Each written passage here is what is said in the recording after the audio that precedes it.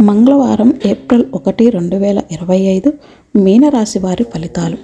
మీనరాశి వారికి ఈరోజు చాలా గొప్ప ఫలితాలు రానున్నాయి. మీరు మానసికంగా బలంగా మారతారు. మీ జీవిత భాగస్వామికి ఆప్యాయత, ప్రేమను ఇస్తారు. ఈరోజు వైవాహిక జీవితంలో శుభ ఫలితాలు రానున్నాయి. మీ ప్రేమ జీవితంలో సంతోషంగా ఉంటుంది.